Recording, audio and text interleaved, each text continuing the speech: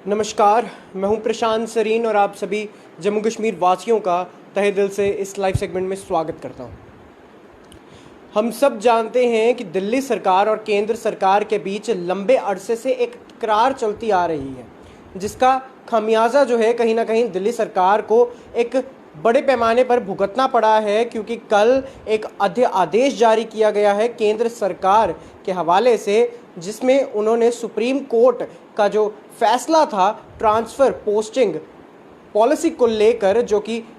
दिल्ली सरकार के हक में आया था, उसको लेकर और उसके खिलाफ एक अध्यादेश जारी किया है केंद्र सरकार ने, जिसमें सुप्रीम कोर्ट की जो गाइडलाइंस थी, सुप्रीम कोर्ट का जो ऑर्डर था, उसे मानने से केंद्र ने साफ इनकार कर दिया। लेकिन आज हमें ये बात जाननी पड़ेगी कि आखिर केंद्र सरकार और दिल्ली सरकार के बीच लंबे अरसे से चली आ रही इस तकरार के पीछे क्या वजह।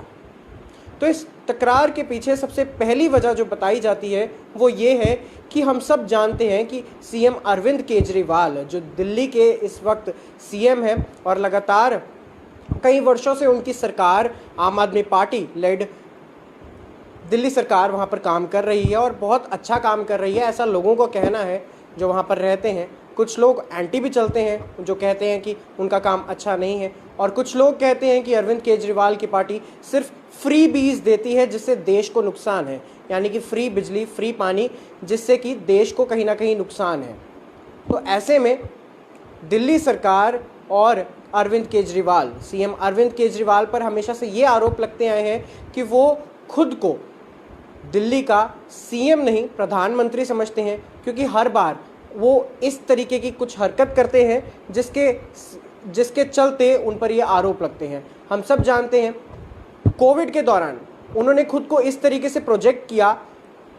कि जैसे वो दिल्ली के प्रधानमंत्री हैं, ना कि सीएम। इसके अलावा हम सब जानते हैं कि 2017 में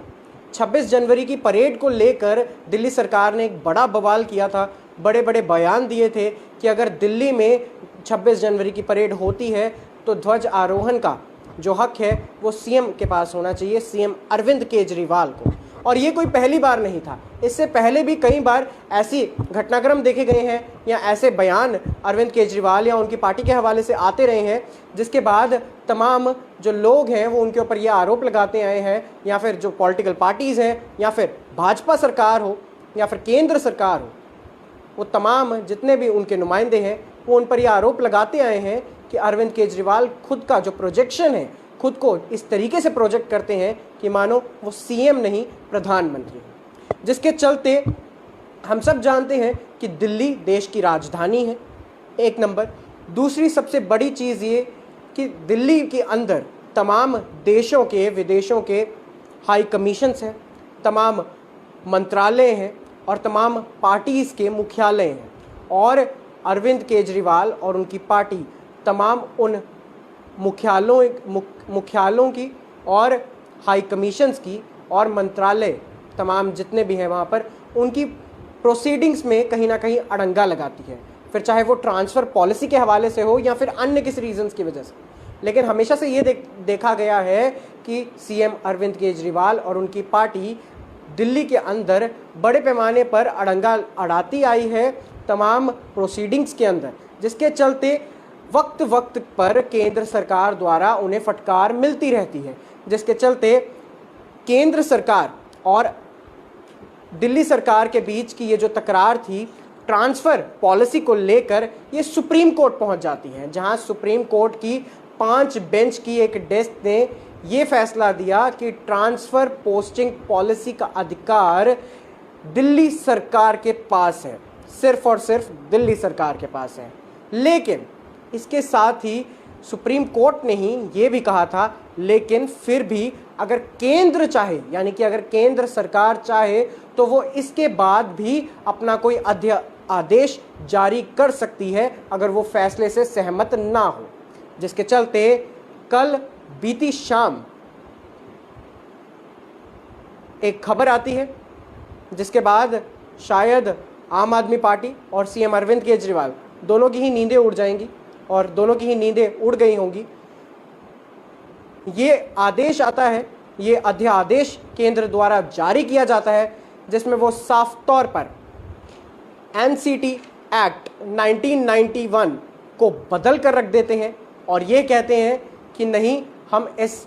आदेश को जो सुप्रीम कोर्ट द्वारा दिया गया था इसे मानने से इनकार करते हैं। जिसके बाद ये अध्यादेश आ जाता है और अब इस अध्यादेश के जरिए सीएम यानी कि सीएम अरविंद केजरीवाल पदेन अध्यक्ष होंगे। इसके अलावा मुख्य सचिव और प्रधान गृह सचिव इसके मेंबर्स होंगे इस कमेटी के। और इसके अलावा आखिरी फैसला जो होगा या फिर आखिरी ठप्पा जो होगा किसी भी ट्रांसफ़र पोस्टिंग को लेकर, किसी भी शख्स की ट्रांसफ़र पोस्टिंग को लेकर, वो फाइनल जो ठप्पा होगा वो सिर्फ और सिर्फ होगा लेफ्टिनेंट गवर्नर के पास। यानी आप देख सकते हैं कि ये बड़ा मामला था जो पहले एक छोटी सी तकरार से शुरू हुआ, बाद में सुप्रीम कोर्ट गया और सुप्रीम कोर्ट की गाइडलाइंस के ऊपर एक अध्यादेश केंद्र सरकार द्वारा जारी किया जाता है, जिसमें साफ तौर पर वो मना कर देते हैं उस आदेश को मानने से और एनसीटी एक्ट 1991 को भी बदल कर रख देते हैं और एक हिस्टोरिक फैसला देते हैं कि अध्यादेश हमने ये जो जारी किया है, इसके बाद इस कमेटी में सीएम जो होंगे, सीएम अरविंद केजरीवाल सिर्फ और सिर्फ पदेन अध्यक्ष होंगे। मुख्य सचिव और प्रधान गृह सचिव इसके मेंबर्स होंगे और जो फाइनल ठप्पा होगा वो सिर्फ और सिर्फ लेफ्टिनेंट गवर्नर का होगा। तमाम पार्टीज के रिएक्शंस आए हैं, जिसके अंदर सबसे पहले अतिशी शर्मा जो कि अरविंद केजरीवाल के एजुकेशन मिनिस्टर हैं, उनका ये बयान आता है कि केंद्र जो है अवमानना कर रहा है